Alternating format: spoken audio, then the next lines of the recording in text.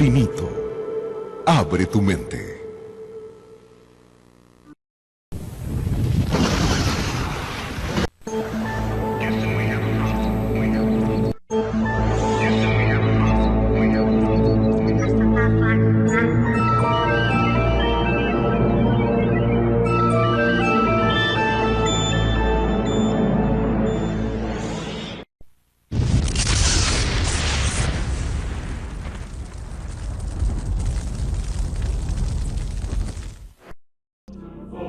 Estamos presentando OVNIs, el secreto del Tercer Reich.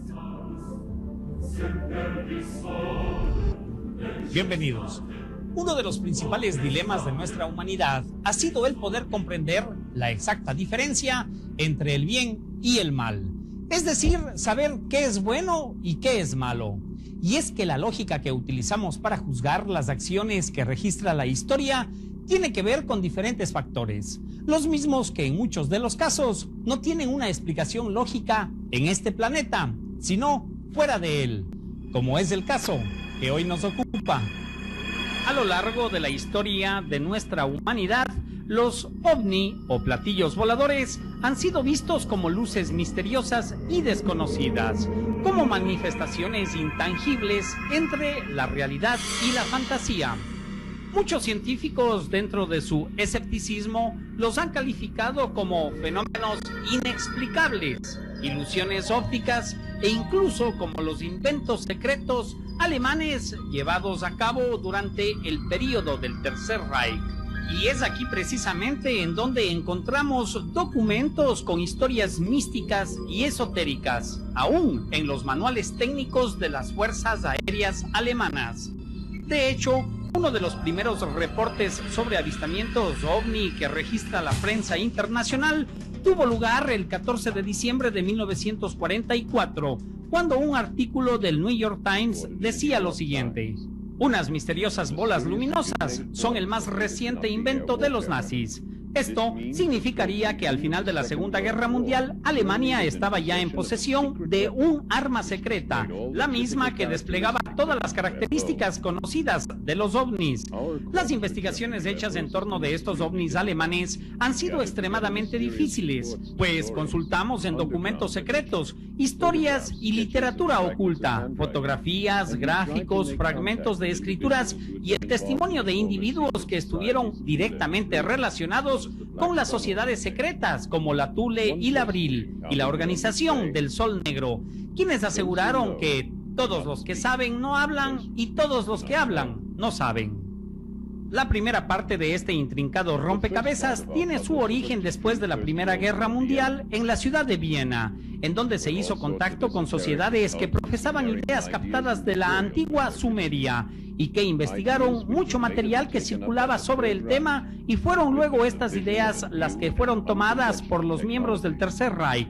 Ideas dentro de la visión de una tecnología nueva y no convencional. Este fue en realidad un periodo de enorme desarrollo y conocimientos dados por órdenes y doctrinas secretas, como la de los templarios, los rosacruces, los nuevos templarios, los masones, los iluminados, los teósofos, los filósofos y los antropósofos.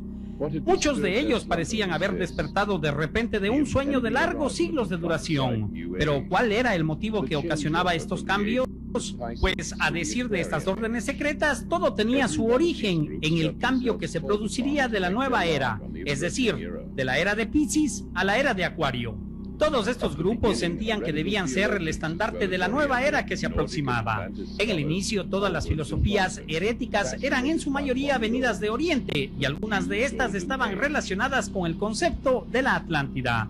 Todos los grupos, al aproximarse la nueva era, estaban fascinados con una nueva meta, la nueva era dorada, la cual trascendía el bien y el mal. Desde el principio de los tiempos, este concepto ha creado conflictos en el mundo espiritual, entre la luz y la oscuridad.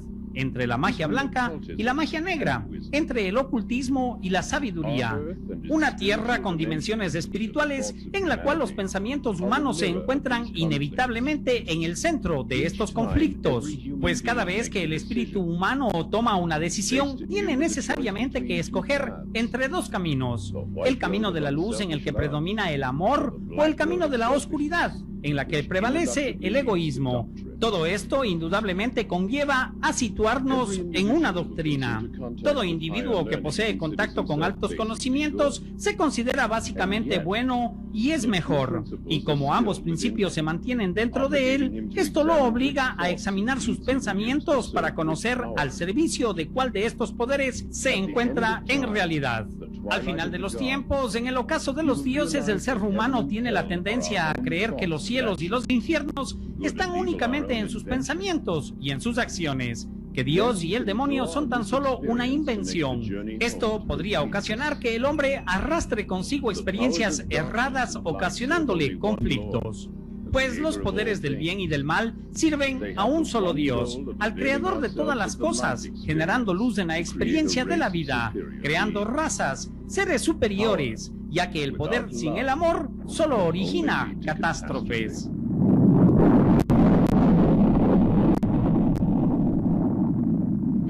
Por ese entonces, un hombre joven tuvo contactos con estas enseñanzas o conocimientos secretos en Viena: Adolf Hitler, quien leyó todos los libros y toda la literatura que encontró sobre estos temas. Hitler de pronto se dio cuenta que existía una división y que el mundo debía ser reforzado y preparado para el advenimiento de la nueva era. El camino a seguir no admitía más dudas sobre los pasos que él tenía que dar.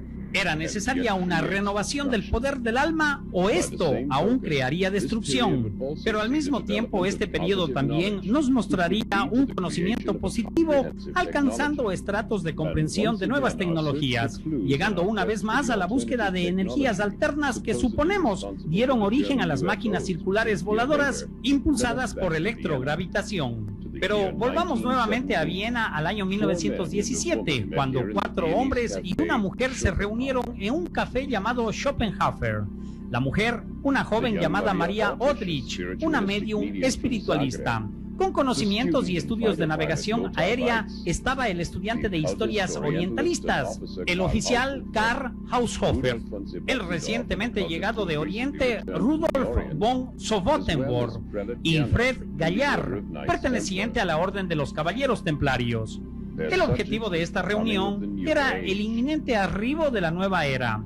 Hablaron sobre revelaciones secretas, el destino del espíritu humano, la magia violeta y la piedra negra. Discutieron la posibilidad de hacer un contacto espiritista con las antiguas deidades germánicas y las de la antigua Babilonia, como Ishtar, también los signos de los símbolos, y querían establecer comunicación con estos mundos tan distantes unos de otros. En esta reunión secreta que se realizó en el café Schopenhauer es en donde somos testigos del nacimiento de la Sociedad de Thule, la cual dio más tarde origen al nacimiento del Cuerpo Nacional Socialista, así como a la SS, al Sol Negro y a los conocimientos que conjuntamente con la Sociedad de Brill dieron como resultado las conocidas actividades del Tercer Reich, además de la comprensión de una nueva tecnología y el consecuente advenimiento de los ovnis alemanes. Pero ¿cuál era el secreto detrás de la puerta?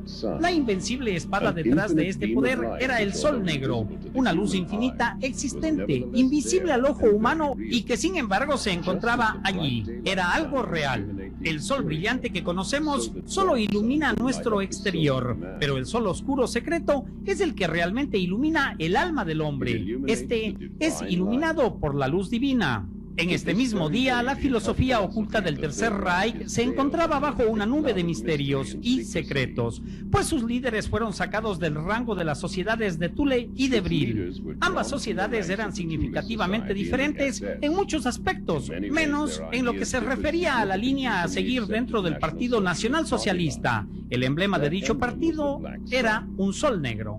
Thule era una filosofía secreta que tenía miles de años de antigüedad desde su fundación y a la que los miembros del Tercer Reich la edificaron, rindiéndole culto. El sol negro es un símbolo que encontramos en antiguas pinturas babilónicas y también en las asirias, tanto en las casas como en los lugares de trabajo. Además, fue siempre un emblema en el culto de los fenicios, quienes conocían este símbolo y creían en todo lo que éste representaba. Tanto los antiguos babilónicos así como las civilizaciones asirias a menudo representaban al sol negro a la altura de la cabeza de los dioses como la forma de una cruz. Los reyes asirios usaban una insignia con el símbolo de una cruz que en nada se diferenciaba a la utilizada por los alemanes del nacionalsocialismo. Esto significaría que el origen de esta cruz sería de miles de años anterior a la aparición de la cruz cristiana. Desconocemos cuál era la intención que guardaban en su mente los miembros del Tercer Reich al rendir este culto y la finalidad del uso de este misterioso emblema. Podría ser que ellos creyeran en una antigua profecía que hablaba de la nueva Babilonia, que surgiría en algún punto no especificado en el centro del planeta con el retorno del rey Sargón. El secreto conocimiento de esta profecía tiene sus orígenes en documentos traídos por los caballeros templarios desde el lejano oriente y que han dormido por siglos enteros, esperando su momento de actuar. Adolf Hitler habría desarrollado una percepción muy sutil sobre el conocimiento religioso y esotérico, lo que le permitió estar en la mira de los más grandes transformadores del pensamiento de esa época, quienes manejaban y descifraban un conocimiento superior entregado a través de diferentes mecanismos por los señores de las estrellas, en este caso, los Aldebarán. En 1919, von Botenfort, el oficial Haushofer y Dietrich Eckart se reunieron para formar la Sociedad de Thule. Esta sociedad era un crisol de órdenes religiosas y tenía una red de conexión a través de toda Alemania, teniendo su centro de operaciones en Múnich.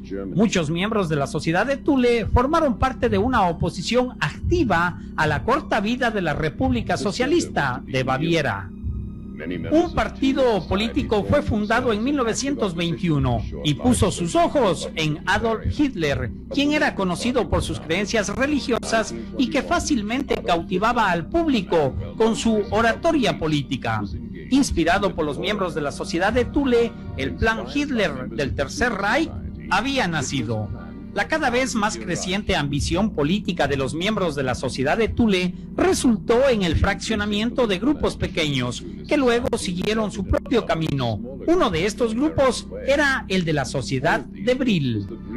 A finales del año 1919, un selecto grupo de individuos que formaban parte de las sociedades de Brill y de Thule se reunieron en un lugar secreto. Tomando parte y presidiendo por primera vez la reunión estaba el doctor H.O. Schumann, un hombre cuya área de investigación se centraba en lo que se denominaba energía alternativa. Pero a pesar de esto, quien lideraba la reunión era la medium María Odrich. Una segunda medium fue también presentada al grupo, una muchacha de 18 años llamada Shigran. María Odrich presentó textos recibidos durante una sesión de mediumismo. Uno de estos textos se encontraba escrito en alfabeto sumerio y otro en los códigos secretos de los caballeros templarios. Ambos textos deberían de ser inmediatamente traducidos. ¿Eran acaso estos mensajes de los dioses o historias de alguna civilización extraterrestre? Eran planes de construcción sobre el desarrollo y avance de una nueva tecnología con la cual el hombre sería capaz de alcanzar las estrellas, pues nunca antes había concebido la mente del hombre. La construcción de una máquina del tiempo que los transportaría al lugar de origen de los mensajes y llevarlos cara a cara con sus dioses. Ignoramos realmente hasta dónde llegaron con los experimentos con esta máquina. Los experimentos duraron 2 años, pero lo que sí podemos estar seguros es de que la máquina era la inspiración detrás de la unidad motriz Brill de levitación. Al inicio de 1924, la máquina fue desmontada y llevada a Augsburg, en el sur de Alemania, para ser guardada en una fábrica de aviones. Como miembro de la Sociedad de Thule, Rudolf Hess dio varias conferencias en las cuales una y otra vez se hablaba de la gran responsabilidad que tenía consigo esta tecnología, tal y como se había concebido.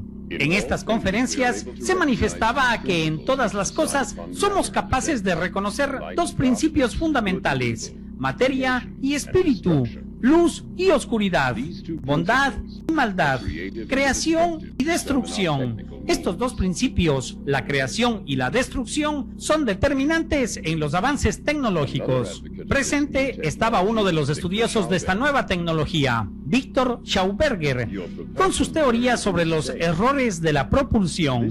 El inventor Victor Schauberger, miembro de la sociedad secreta de Brill, encaminó sus inventos hacia una forma alterna de energía, pero en este tiempo era algo mucho más que eso. Era una prueba rápida de la existencia de una ciencia de tecnología diferente que trabajaba simplemente con las implosiones, es decir, lo contrario de las explosiones. Los elementos positivos entre los teóricos esotéricos del Tercer Reich mantenían que la divina creación estuvo siempre creada, nunca destruida.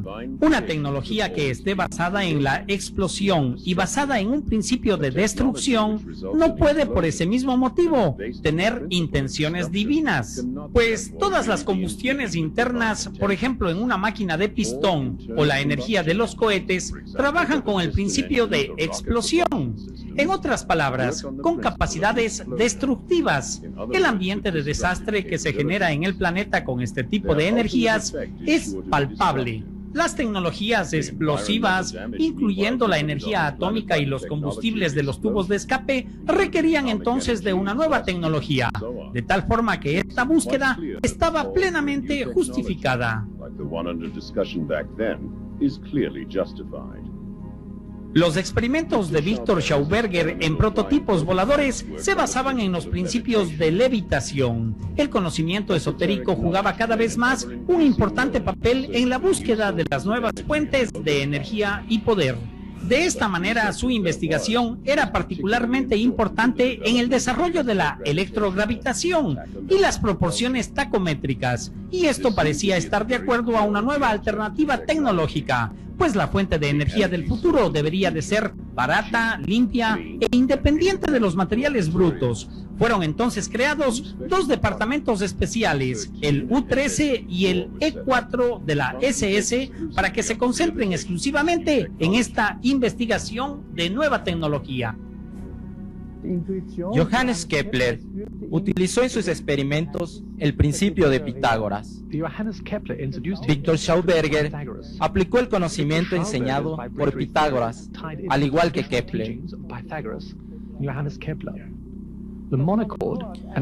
El monocordio, un instrumento acústico utilizado por Pitágoras, nos demuestra cómo el universo fue creado por medio de los sonidos, a través de una ciencia divina, y que el universo completo fue creado utilizando los principios de resonancia armónica. La tabla de números está en relación proporcional de uno a otro y determinan la estructura de la materia. Estos sonidos son positivos para el universo, buenos para el átomo, para la tabla periódica de los elementos en química, para la física, para la botánica, buenos para la formación de cristales, y la lista continúa. Poseemos una estructura matemática proporcional y contamos con los principios básicos del monocordio y de la proporción armónica. Victor Schauberger utilizó esta matemática del monocordio para desarrollar sus capacidades y conocimientos del universo y las vibraciones. Una cosa es cierta, sus matemáticas no eran cosa de broma. Las enseñanzas secretas de Pitágoras fueron recopiladas por la Orden Templaria para su conocimiento.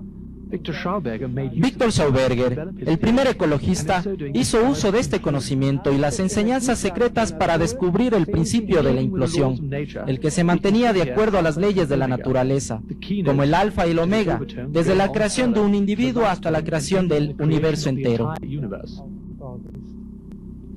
Simbólicamente, el alfa y la omega representan al espíritu y la materia, lo cual abarca la creación completa del universo. Es por esto que tenemos que encontrar el conocimiento apropiado para ubicar al principio de la implosión como una posible energía potencial en el universo. Esto origina que en el espacio exterior, con las fuerzas de energía y con la evolución de la ciencia, podemos crear combustible antimateria que elimine los efectos de la gravedad.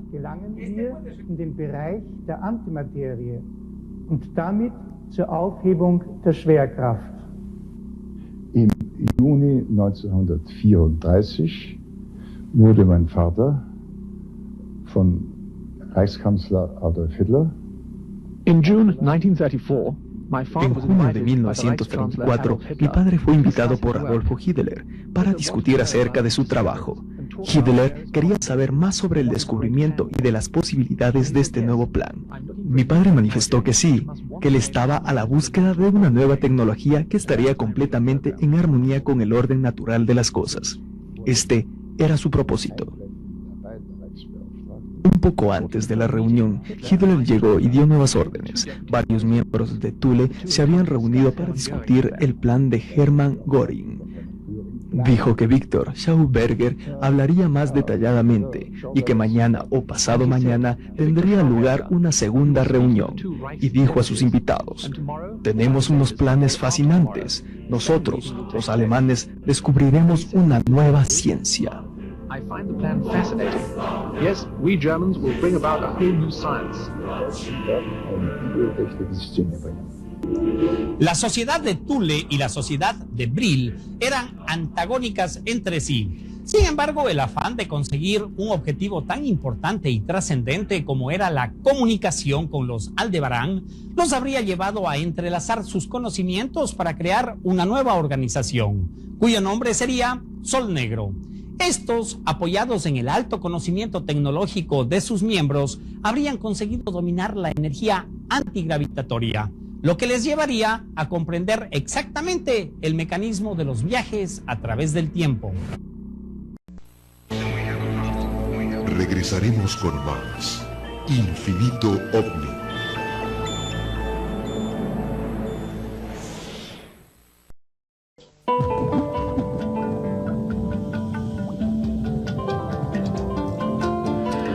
Estás viendo Infinito. Abre tu mente.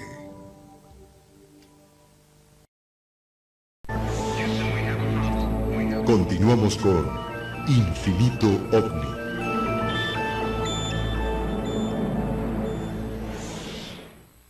Después de que el Partido Nacional Socialista llegó al poder, las sociedades ocultas crecieron rápidamente, pero dentro de un celoso secretismo.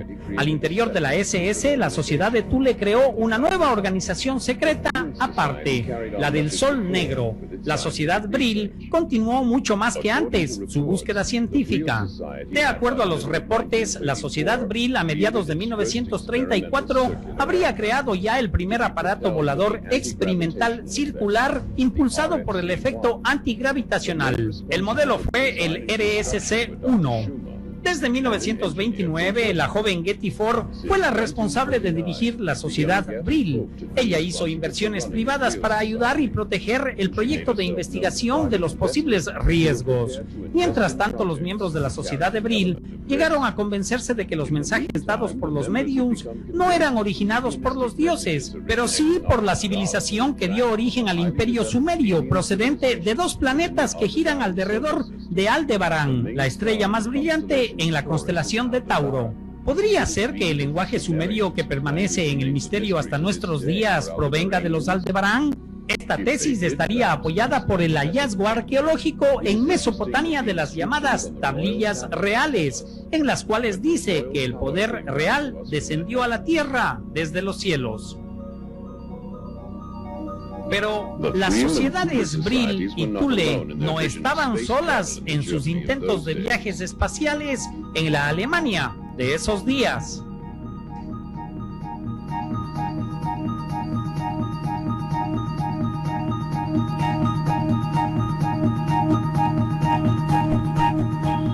UFO, la Compañía Nacional de Películas Alemanas, realizó un film acerca de la primera mujer en la Luna. El primer cohete espacial fue entonces construido por Diana von Raun y Hermann Hubbert con el dinero de la UFO. Muchos científicos alemanes estudiaban entonces las posibilidades de hacer vuelos espaciales hacia las estrellas.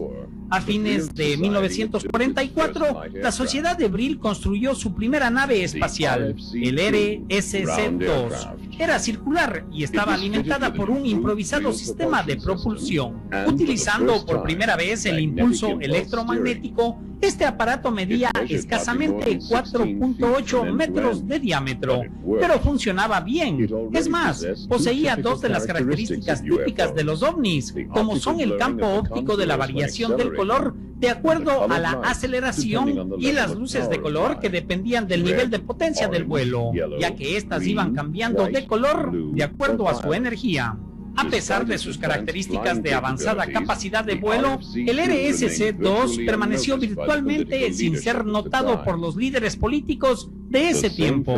El mismo modelo fue reestructurado y utilizado 4 años más tarde, el HE-138 y el HE-176, y también el HE-280. Solamente la SS se dio cuenta del trabajo interesante de la Sociedad de Brill y de la formación del Sol Negro, mientras el Departamento de Investigación formado por la SS y el E4 estaba destinado a ser el seguro responsable para el manejo de las nuevas fuentes alternas de energía. El objetivo era asegurar a Alemania su autonomía, eliminando su dependencia de la importación de petróleo extranjero. Sin embargo, y estimulados por los resultados de Victor Schauberger y el éxito de las máquinas Brill, la SSE-4 empezó la construcción de sus propios aparatos voladores, utilizando básicamente los convertidores tacométricos y recreando algunos componentes de Brill. Así, crearon su propia nave voladora Thule.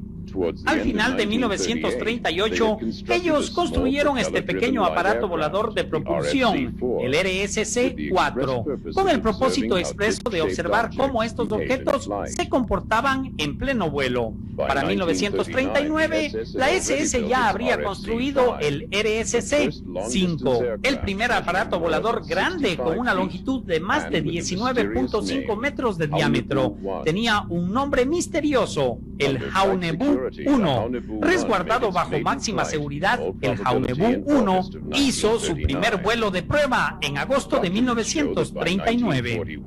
Los documentos nos demuestran que por 1941 los británicos ya habían descubierto acerca de estos experimentos ultra secretos de la SS. En contraste con los prototipos sencillos, Brill, el Haunebu, era complicado. Sin embargo, a causa de la ubicación de su unidad de potencia y de su forma, este ofrecía más espacio de almacenamiento. En 1939, Hitler cometió uno de sus mayores errores. Lo que pudo haber sido considerado como una acción militar dirigida a la campaña polaca desencadenó directamente en la Segunda Guerra Mundial.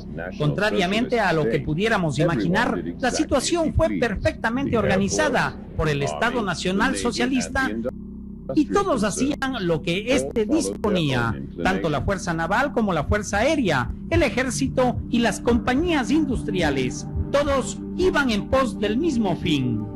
Así pues, las competencias por los contratos de armamento se hicieron intensas y como resultado de ello, los creadores de energías alternas se encontraron en competencia con sus homólogos convencionales. Un compromiso seguro se realizó para abaratar los costos de los platillos voladores experimentales, como el RSC-7.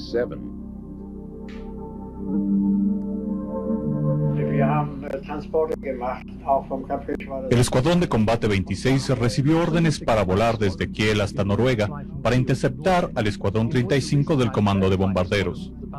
En el 10º vuelo a Hamburgo, llevé el diseño de un modelo de aeronave conmigo. Tuve entonces la oportunidad de llevarlo a las industrias de Hans Udet en Berlín. Udet pasó este diseño a la práctica, el que finalmente fue aprobado.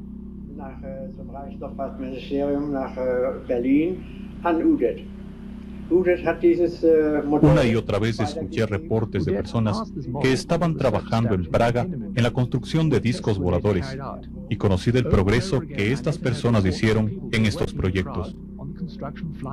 Básicamente existían el Haunebu y otro que le llamaban Shiver. Estos eran dos modelos experimentales y ya estaban puestos en funcionamiento con resultados prácticos. Mein Modell praktisch bekommen hätten zum Ausarbeiten, zum Rekonstruieren. Und diese Flugscheibe hat der Schriever auf seine Art, seine Gedanken umgebaut. Während ich Schriever made certain alterations. El Shiva, con pocos cambios, operaba de acuerdo a mis planos, mientras que el Haunebu se mantenía básicamente en mi modelo original. El segundo prototipo de disco volador tenía 42 metros de diámetro y fue construido por Mitte y Belionso en Breslau. Descubrí que este disco volador debía volar y regresar a Berlín utilizando una transmisión de frecuencia totalmente desconocida. Sin embargo, tuvo dos aterrizajes malos, lo que ocasionó que sufriera daños que luego impidieron el regreso de esta aeronave a su base de origen.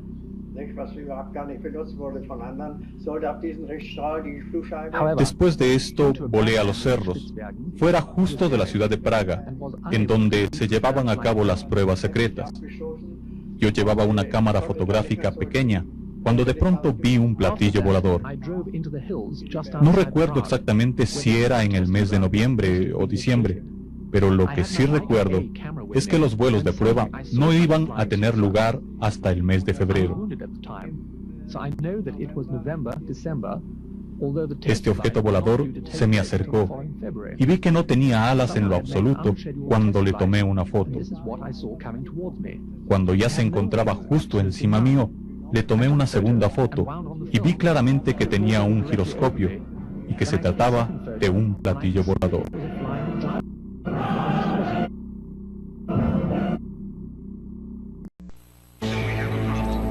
Regresaremos con más Infinito OVNI.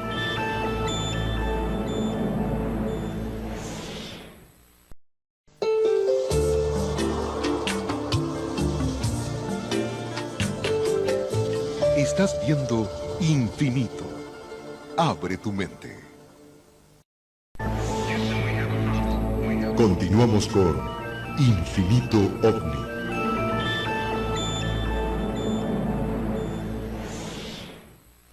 La ufología contemporánea es muy clara al expresar que, aparte de los proyectos secretos alemanes, se han producido reales avistamientos en todas las épocas de los así llamados objetos voladores no identificados, pues se ha logrado establecer con mucha claridad los que pertenecen a una tecnología y construcción terrena y los que se desplazaban en el espacio y observaban un desplazamiento y tecnologías extraterrestres, pues los testimonios al respecto son muy claros.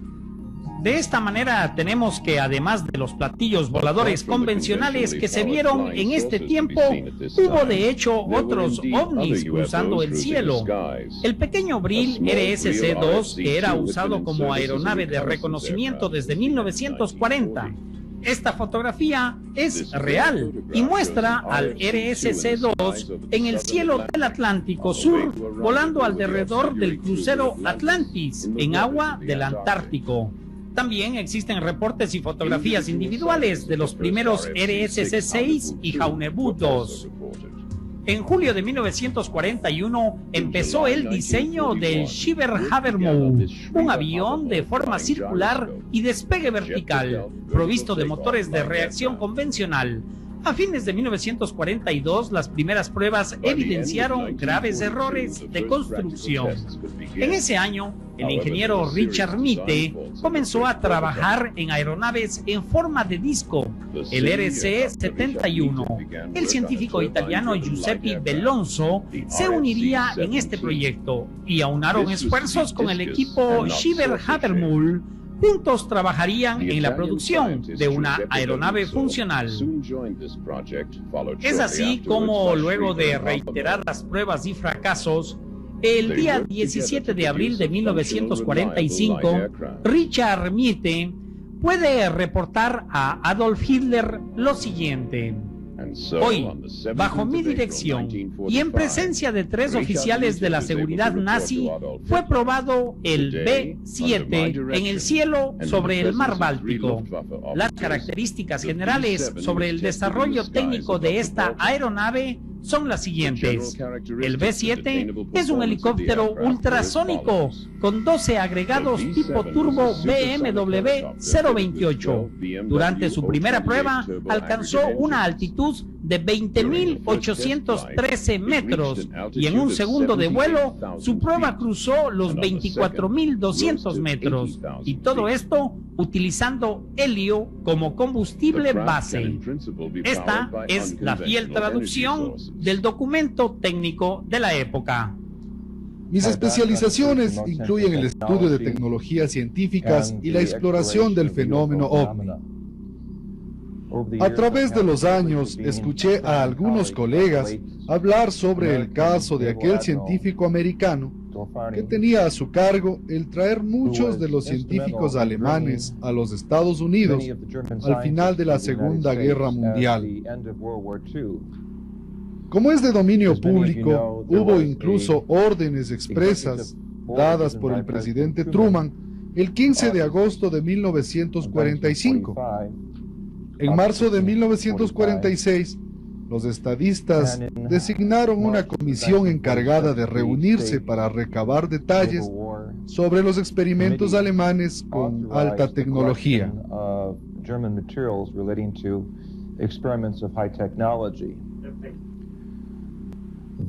Esta operación que se llevaría a cabo consistía en secuestrar científicos alemanes y llevarlos a los Estados Unidos con la esperanza de que los americanos pudieran comenzar rápidamente a estudiar los ya probados B-1 y B-2.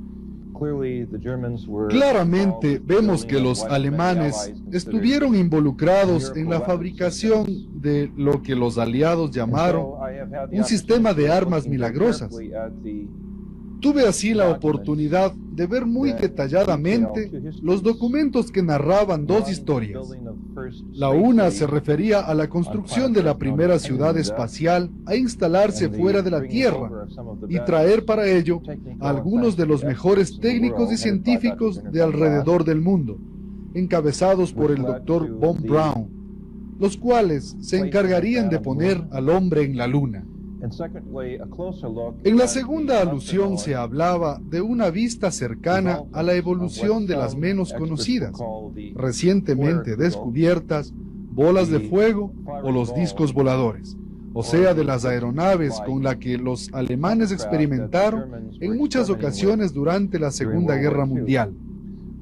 La inteligencia americana no apreciaba esto en su real magnitud hasta que los alemanes empezaron a cooperar con ellos después de la Segunda Guerra Mundial, con la finalidad de unificar esfuerzos para avanzar al hombre en la conquista del espacio. Los aliados describieron a estos discos lumínicos alemanes como Foo Fighters o bolas de fuego, pero el nombre que los alemanes daban a este ingenio era el de tortugas voladoras, ya que se asemejaban a la caparazón de una tortuga cuando está sobre tierra. Estos experimentos fueron desarrollados por la unidad técnica especializada de la SS en la ciudad de Neustadt y no eran para vuelos tripulados. Equipados con ondas infrarrojas, su misión era volar cerca de los aviones enemigos y anular su sistema de circuitos eléctricos. Adicionalmente, estaban provistos con tubos especiales, los SS Carrera Mortal. Yo era piloto de combate durante la Segunda Guerra Mundial. Serví por 24 años como piloto de combate en la Fuerza Aérea de los Estados Unidos. En ese entonces era un piloto muy joven, era capitán. Poco antes de finalizar la guerra empezamos a recibir reportes en algún momento de 1943 sobre las bolas de fuego. Eran de una luz muy brillante, algunas veces en color verde, algunas veces de color naranja brillante, algunas veces del tamaño de una pelota de básquetbol, algunas veces mucho más grandes. Muchas veces se ubicaban en formación como los bombarderos y se mantenían en esa posición. Ya sea que bajáramos o subiéramos, Estas se mantenían siempre en la misma posición y distancia de nosotros. Tuve amigos que reportaron a estas bolas de fuego apareciendo por fuera al lado de la cabina de su aeronave de combate a una distancia de solo 3 o 4.5 metros, y que al hacer el escuadrón cualquier maniobra, ya sea roles, giros o cualquier otro frente a estas bolas de fuego, ellas invariablemente permanecían exactamente en la misma posición, sin importar lo que ellos hicieran. Esto representaba para nosotros una tecnología muy superior a cualquier cosa que tuviésemos en nuestro planeta. Pensábamos que estos objetos habían sido fabricados por el gobierno alemán porque ellos estaban en el bando contrario, y para entonces nosotros pensábamos que ellos habrían descubierto nuevas técnicas porque sabíamos que tenían experiencia previa en otros instrumentos y en formaciones de vehículos de alta velocidad que poseían destellos brillantes. Tuvimos aproximaciones cercanas a este modelo de aeronave, pero no tan cercanas como nos hubiese gustado. Y pensábamos que, efectivamente, los cohetes habían sido perfeccionados y que la mayoría de estos ingenios eran simplemente una prolongación de la tecnología utilizada en los cohetes. Estábamos seguros que habían sido creados en algún lugar por los alemanes. Regresemos ahora con los personajes, quienes a través de su contacto directo con los señores de las estrellas eran los responsables de todo esto.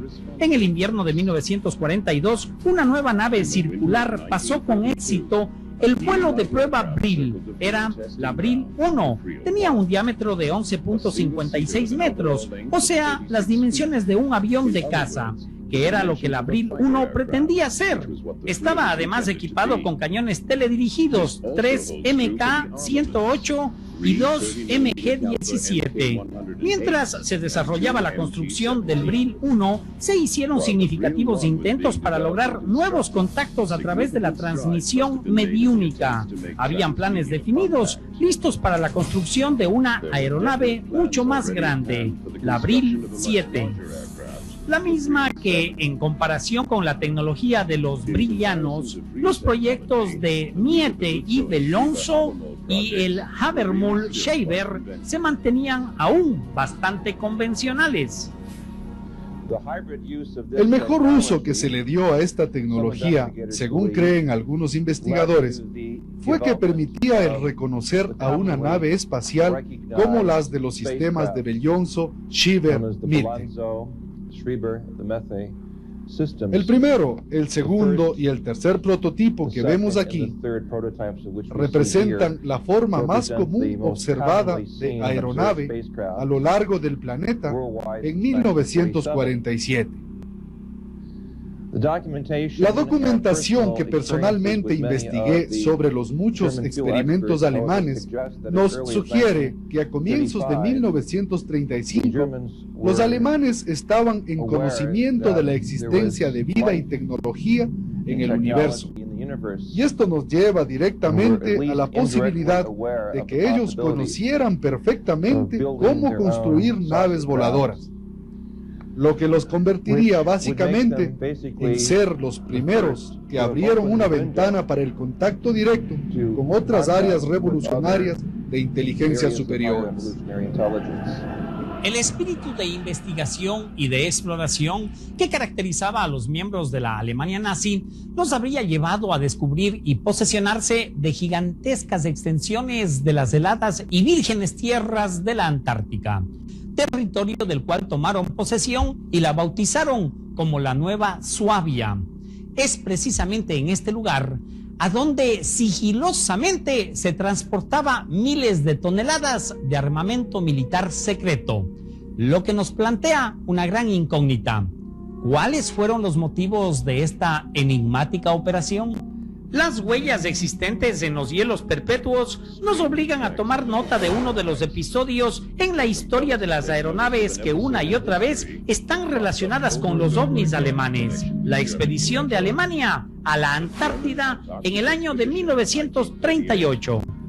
Ese año, y bajo la dirección personal del comandante Hermann Göring, se planeó una expedición poco usual.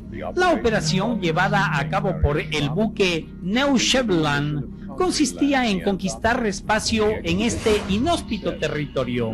La operación fue todo un éxito y resultó en la conquista de un espacio de 229.000 millas cuadradas, a las que los alemanes le dieron el nombre de Nueva Suabia. Una amplia zona costera con montañas de hielo y lagos, un lugar nunca antes visitado por expediciones extranjeras. A todas las flotas de submarinos les fue ordenado dirigirse hacia Nueva Suabia, poco tiempo antes de finalizar la Segunda Guerra Mundial, entre ellos los avanzados supersubmarinos U-21 y U-23. Y como vemos en estas fotografías, nos surgen más preguntas que respuestas. ¿Podría ser que antes de que la guerra terminara, los platillos voladores Jaunebú y Brill fueran transportados en los submarinos a locaciones secretas? A finales de 1942, el departamento de la SS-E4 legalmente empezó a trabajar en un nuevo y mejorado proyecto OVNI, el Jaunebú 2. Este dibujo nos muestra el diseño básico que nos enseña la planta de propulsión y el fuselaje. El diseño exterior cambia. Las dimensiones del Jaunebú 2 variaban de aeronave a aeronave. Tenía una extensión entre los 26 y 31 metros y una altura entre los 9 y 11 metros en su parte central. Era capaz de tener una velocidad máxima en atmósfera terrestre de 3.200 nudos. Muy posiblemente el Jaunebú 2 era una nave capaz de realizar vuelos interplanetarios. Algunas versiones del Jaunebú 2 advertían ya a los científicos para que se alistasen para ganar terreno en los otros modelos que en ese tiempo se encontraban en la etapa de diseño. Este dibujo nos muestra una cabina para la tripulación y un compartimento para realizar un viaje muy largo. La pregunta surge por sí sola: ¿cuán lejos pensaban viajar? Sabemos que todos los involucrados en estos proyectos secretos, incluidos los científicos, estaban en la búsqueda del descubrimiento de una mejor tecnología, lo que desembocó en los grandes proyectos Jaunebú en los años 1939, 42 y 45. Estaban capacitados para viajar tripulados. Esto nos puede dar una pequeña idea de lo que se veía a lo largo del planeta. Naves electromagnéticas se hallaban listas para ser tripuladas y contaban incluso con cabinas para dormir. Eran el prospecto de un nuevo y rápido sistema listo para ser usado. Incluso se podrían almacenar bajo tierra y podrían despegar desde cualquier parte.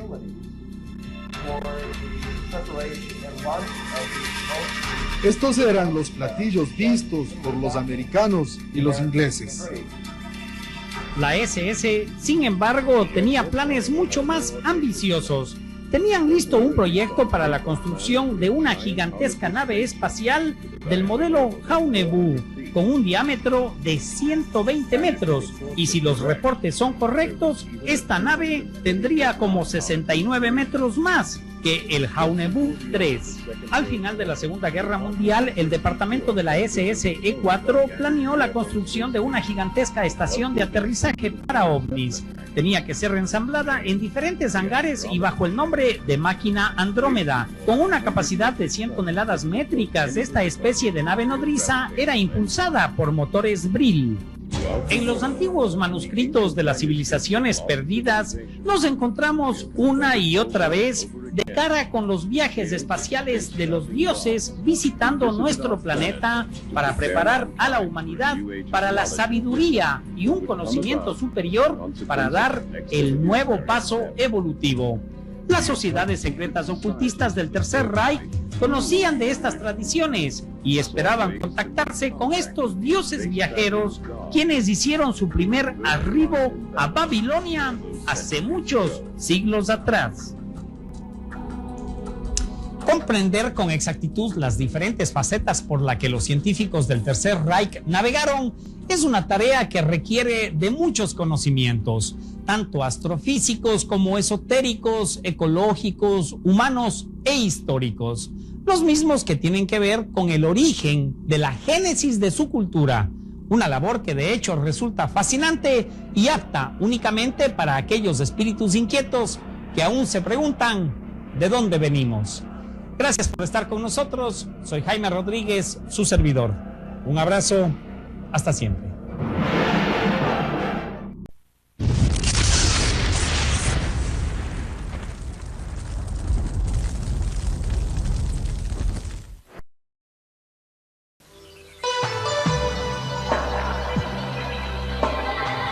Usted está viendo Infinito. Infinito. Señal del nuevo milenio.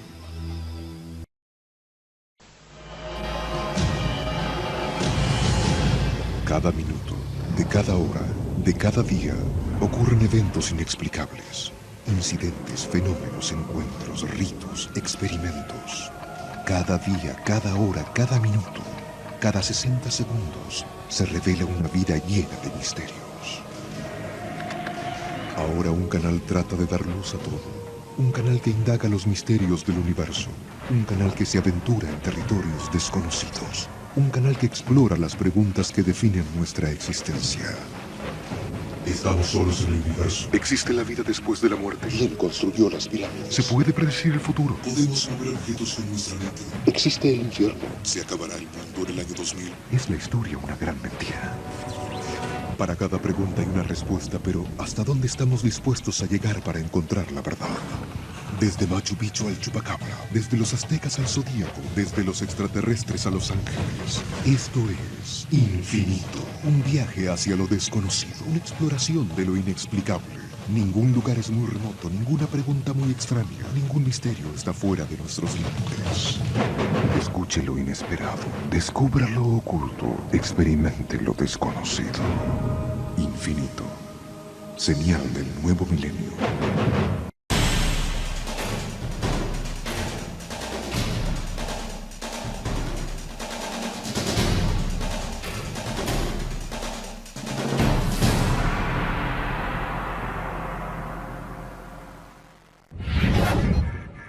Infinito. Abre tu mente.